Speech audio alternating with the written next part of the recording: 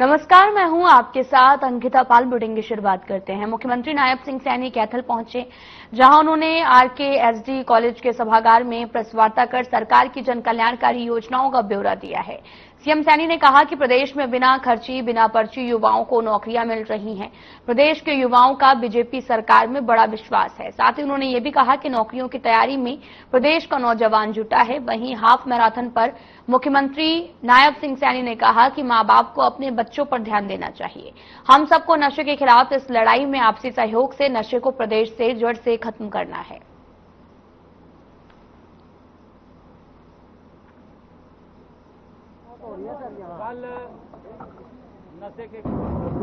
एक जो देश के यशस्वी प्रधानमंत्री आदरणीय मोदी जी ने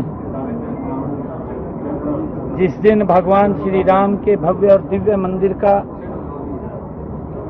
उन्होंने लोकार्पण किया था,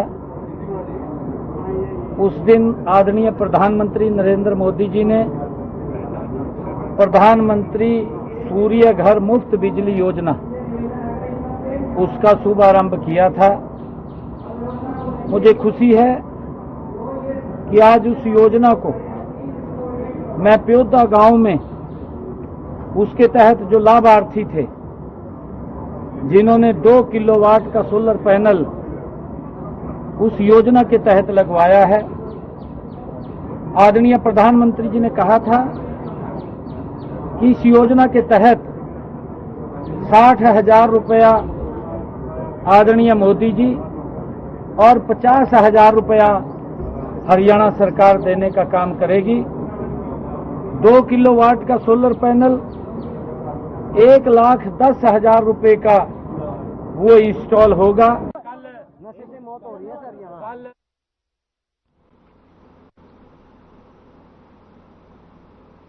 नोहर पुलिस यातायात नियमों में कोताही बरतने वालों पर सख्ती दिखाते हुए उन पर शिकंजा कसने का काम कर रही है, जिसके चलते रावतसर साहवा तिराहे पर A श्रेणी की नाकाबंदी कर कई वाहनों के चालान किए गए हैं। और थानाधिकारी ईश्वरानंद शर्मा ने बताया कि दोपहर 3 बजे से लेकर रात 9 बजे तक A श्रेणी की नाकाबंदी रहेगी, जिसमें वाहनों की चेकिंग और जांच की जा रही है। और अब यातायात नियमों का पालन न करने वाले और कागजात पूरे न होने पर 15 से ज्यादा वाहनों के चालान किए गए हैं, जिनकी गाड़ियों के शीशे पर काफी जो है वो काली फिल्में लगी हुई हैं, उनकी भी नाकाबंदी के दौरान उतरवाया जा रहा है। तो वहीं दूसरी ओर यातायात नियमों का पालन न करने वाले कुछ वाहनों को समझाकर यातायात नियमों का कड़ाई से पालन करने की हिदायत भी दी जा रही है।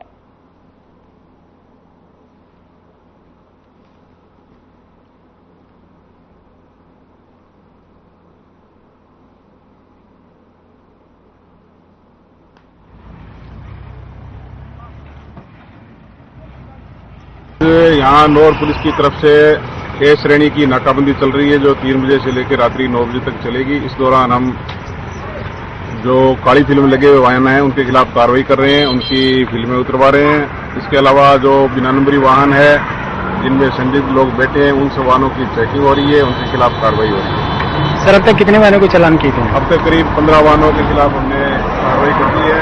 इसके अलावा काफी संख्या में वाहनों को चेक किया है, उनको वेरीफाई कर रहे हैं कौन लोग बैठे हैं, कहां से आ रहे हैं, कहां से जा रहे हैं, कोई बाहर से आ रहे हैं नहीं आ रहे हैं, उनकी संदिग्ध जो लग रहे हैं उनका वेरिफिकेशन भी करें साथ साथ।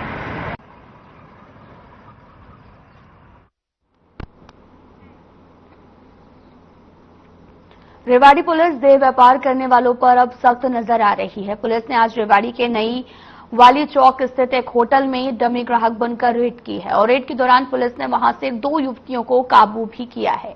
नियम के अनुसार आगे की कार्रवाई शुरू कर दी गई है और डीएसपी डॉक्टर रविंद्र ने बताया कि उन्हें सूचना मिली थी कि व्हाट्सएप पर देह व्यापार के लिए सौदा किया जाता है और जिसे सूचना के आधार पर पुलिसकर्मी ग्राहक बनकर होटल पर पहुंचते हैं। और जैसे ही देह व्यापार से संबंधित बातचीत हुई तो पुलिस ने इशारा मिलते ही रेड कर दी। पुलिस का कहना है कि आगे की ऐसी ही कार्रवाइयां जो हैं वो चलती रहेंगी।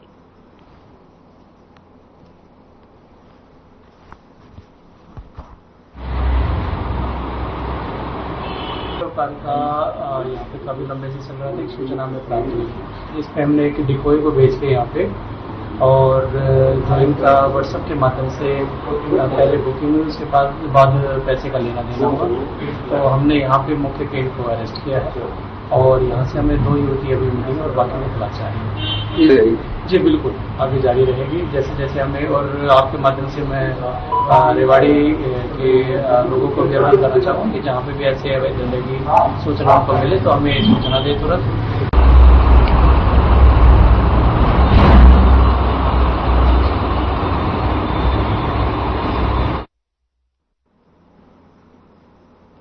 साइबर सिटी में लोगों का विरोध प्रदर्शन लगातार जारी है। दरअसल साइबर सिटी गुरुग्राम में लोगों के अपने घर पर का जो सपना है वो अब सपना ही रह गया है, क्योंकि साइबर सिटी के सेक्टर 109 में बिल्डर ने OSB एक्सप्रेसवे टावर के नाम से ओशन 7 प्राइवेट लिमिटेड ने अफोर्डेबल हाउसिंग सोसाइटी बनाने के लिए आपको बताते चलें कि बुकिंग शुरू की है, जिस पर खरीदारों का यह भी कहना है कि 2016 में उन्होंने अपने घर का सपना साझा कर OSB एक्सप्रेसवे में पैसा लगाए थे, लेकिन 9 साल बीतने के बाद भी ना तो फ्लैट मिला है और ना ही मिलने की उम्मीद है। जबकि बिल्डर ने बुकिंग के समय 2021 में सोसाइटी कंप्लीट करने और पोजीशन देने की बात कही थी, लेकिन अभी तक 60% ही काम पूरा हुआ है और ऐसे में फ्लैट कब तक मिलेंगे ये कहना मुश्किल है, जिसके चलते खरीदार सोसाइटी के बाहर प्रदर्शन कर रहे हैं।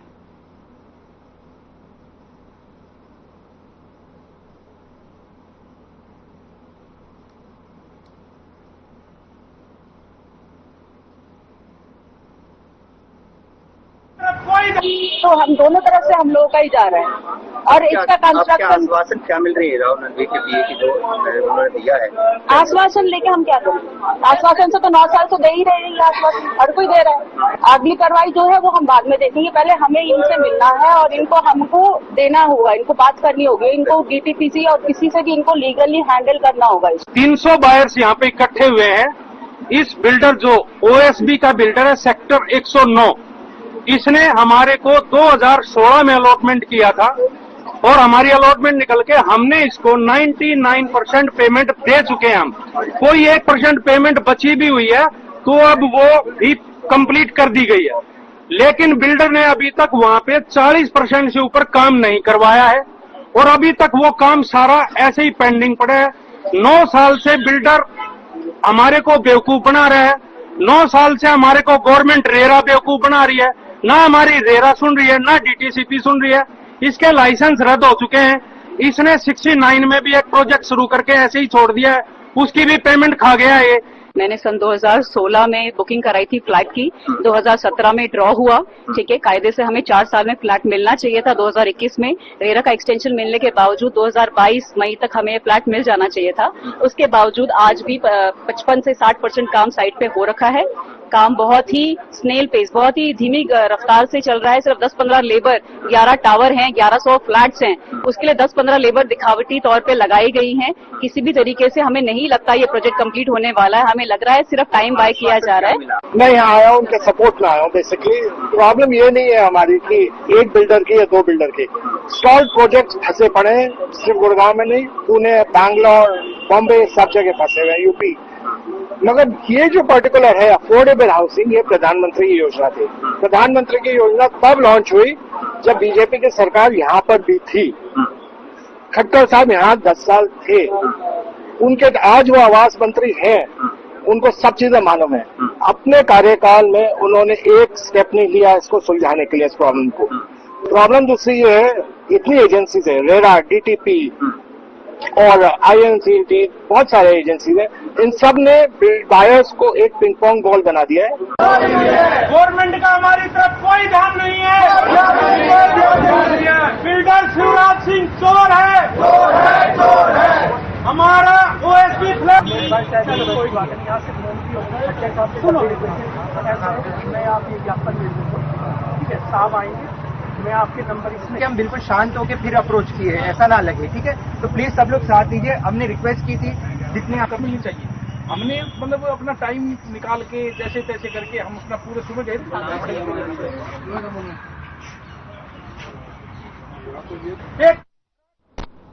गुरुवार को दुर्घटनाग्रस्त हुई निजी स्कूल बस में स्कूल परिसर में अज्ञात कारणों से आग लग गई है। हालांकि सूचना मिलते ही दमकल विभाग की गाड़ी मौके पर पहुंची, जिसके बाद आग पर काबू पाया गया। जानकारी के मुताबिक स्कूल बस में आग लगने का कारण शॉर्ट सर्किट बताया जा रहा। साथ ही बस को स्कूल परिसर में रखरखाव के चलते खड़ा किया गया था। तो वहीं मौके पर पहुंची पुलिस ने मामला दर्ज कर जांच शुरू कर दी है। और साथ ही आपको यह भी बताते चलें कि अब जांच के बाद ही शॉर्ट सर्किट और आगजनी असली वजह साफ हो पाएगी।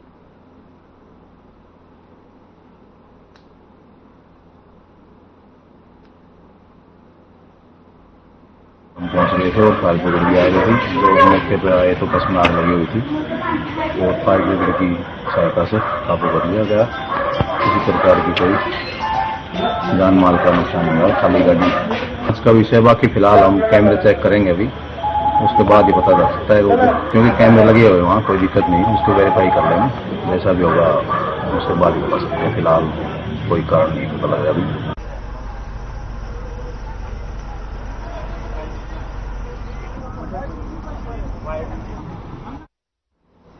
फरीदाबाद जिले के बल्लभगढ़ स्थित सब्जी मंडी में तेज बारिश के 24 घंटे बाद भी पानी जमा हुआ है। मंडी में जगह जगह पानी भरा होने के कारण वहां पर आने जाने में लोगों को काफी परेशानी हो रही है। सब्जी खरीदने आए लोगों को गंदे पानी से होकर मंडी के अंदर जाना पड़ रहा है। वहीं स्थानीय लोगों का भी कहना है कि ये समस्या नई नहीं है, बल्कि पिछले 15 से 20 सालों से हर बारिश में यही हाल रहता है। बरसात के मौसम में मंडी में पानी भर जाता है और इसके बाद में अधिकारी या कर्मचारी इसकी सुध नहीं लेते हैं, जिससे तमाम तरह की परेशानियां उठानी पड़ती हैं।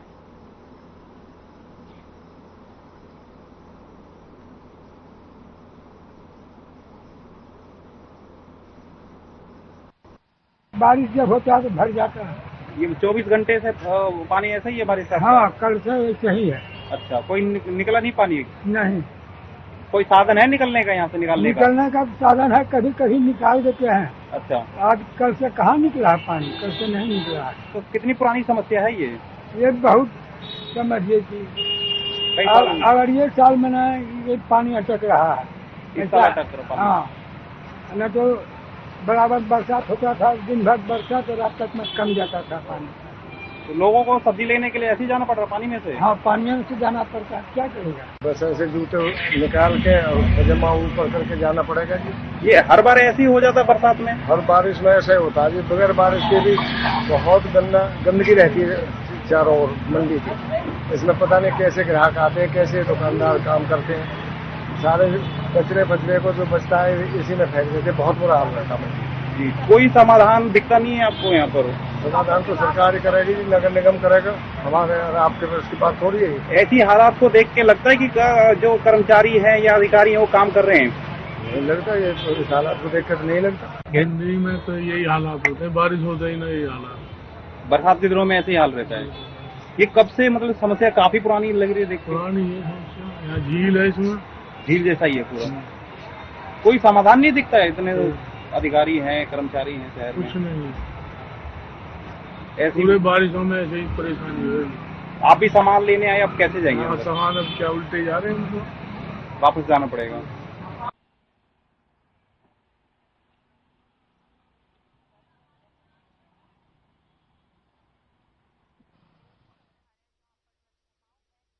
तमाम तरह की परेशानियों से लोगों को जूझना पड़ रहा है।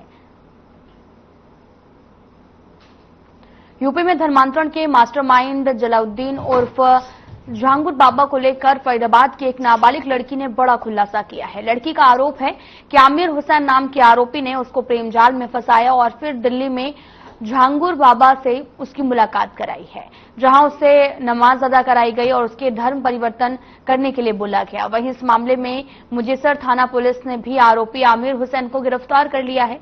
मुजेसर पुलिस से मिली जानकारी के अनुसार संजय कॉलोनी की रहने वाली 16 साल की पीड़िता ने बताया कि वह किराए पर अपने परिवार के साथ रहती है। आरोपी आमिर उनके ही घर के पास में कॉलोनी में रहता था। आरोपी की बहन नेहा खान से उसकी मुलाकात साल 2023 में हुई थी।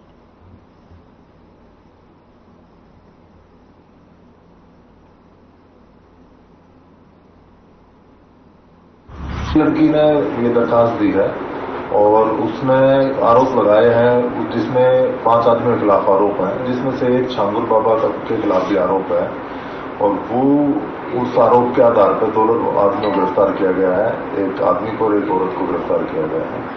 आदमी आमिर हुसैन आदमी का नाम है जिसको गिरफ्तार किया गया है, और उसको गिरफ्तार करने के बाद उसका 5 दिन का पुलिस रिमांड लिया गया है, और इसके बाद उसके पुलिस रिमांड पर उससे पूछताछ की जा रही है। उसके बाद सारा मामला आपके सामने हम ला पाएंगे कि इसमें छांगुर बाबा का या किसी और धर्म परिवर्तन से संबंधित कोई मामला है या नहीं।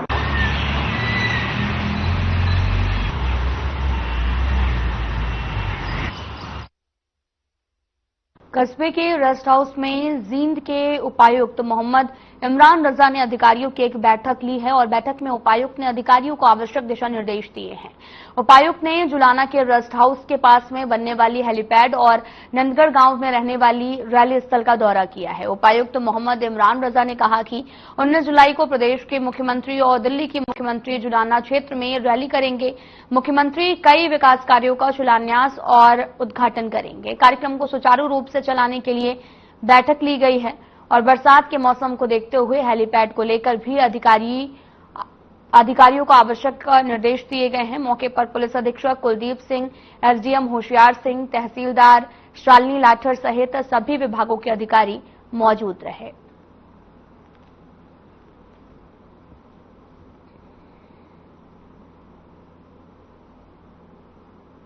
आज ये क्योंकि माननीय मुख्यमंत्री जी का एक टेंटेटिव प्रोग्राम निर्धारित हुआ है जुलाना का और नंदगढ़ का, तो उसमें जुलाना विधानसभा के जितने भी डेवलपमेंट कार्य हैं उनका जो किसी की आधारशिला रखी जानी है या फिर किसी का इनॉग्रेशन है, तो उसके चलते एक कार्यक्रम यहाँ निर्धारित हुआ है जिसमें माननीय मुख्यमंत्री दिल्ली सरकार भी इसमें उनके भी आने की संभावना है बड़ी। तो उसी के चलते जो है प्रशासनिक तौर पर जो हमें कार्यक्रम से संबंधित जो तैयारियां करनी है उसको तैयारियों को सुनिश्चित करने के लिए और उनका आकलन करने के लिए आज प्रशासन के सभी अधिकारी यहाँ मौजूद हैं और उसी कार्यक्रम की तैयारियां हम सुनिश्चित कर रहे हैं।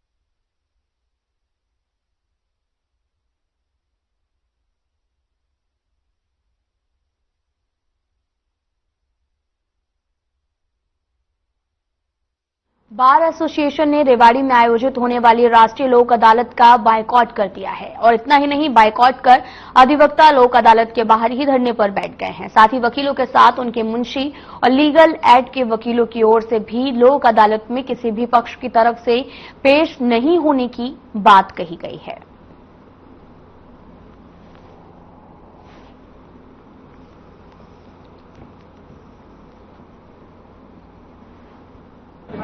दूसरा जो पेटी ऑफेंस होता है उनको कंसीडर नहीं किया गया और जो फाइलें लोक अदालत में रखी जाती हैं, सिविल की हो या और क्रिमिनल की छोटे मोटे मुकदमा की हो, जब लोक अदालत में जिस दिन रखी जाती है तो मेरा ये मानना था कि उस दिन उसका निवारण होना चाहिए, वो वापिस कोर्ट में नहीं जानी चाहिए। यहाँ लोक अदालत के नाम से फाइल आ जाती है और उनका फैसला नहीं करते, वो वापिस फिर पेंडिंग डेट पे चल जाती है। 3-4 बार लोक अदालत में आती है, दोनों पार्टियों के समझौता बयान हो जाते हैं और उसके बाद यदि लोक अदालत में उसका फैसला नहीं हो पाता तो फिर ऐसी लोक अदालत थोड़ी रहेगी। और जो 10,000 का फाइन है और 10,000 का 10,000 अगर आप वसूल कर रहे हो तो वो आम जनता के लिए फायदा थोड़ी है।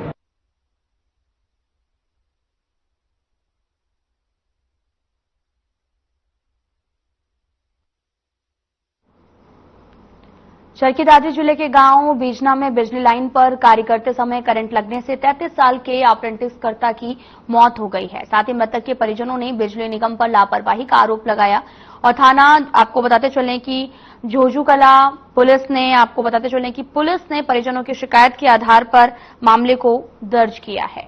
और साथ ही पुलिस जांच अधिकारी सुनील कुमार ने बताया कि चरखीदादरी सिविल अस्पताल में मृतक का पोस्टमार्टम करवाकर शव परिजनों को सौंप दिया गया है और परिजनों के बयान के आधार पर 3 लोगों के खिलाफ केस दर्ज कर जांच शुरू कर दी गई है।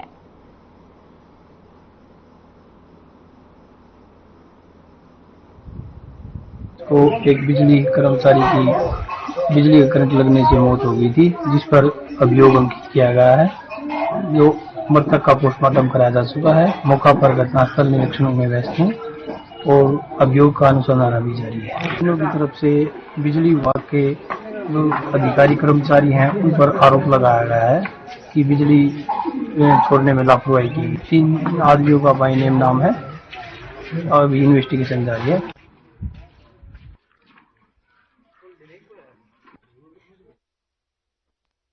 सीआईए महेंद्रगढ़ ने बड़ी कार्रवाई की है, जहां भारी मात्रा में मादक पदार्थ बरामद किए गए। करीब 6 कट्टा गांजा पत्ती भी बरामद की गई है और वहीं एक गाड़ी सहित 2 युवक को काबू किया गया है। साथ ही डीएसपी दिनेश कुमार मौके पर पहुंचे। आरोपी के पास से एक गाड़ी भी बरामद हुई है।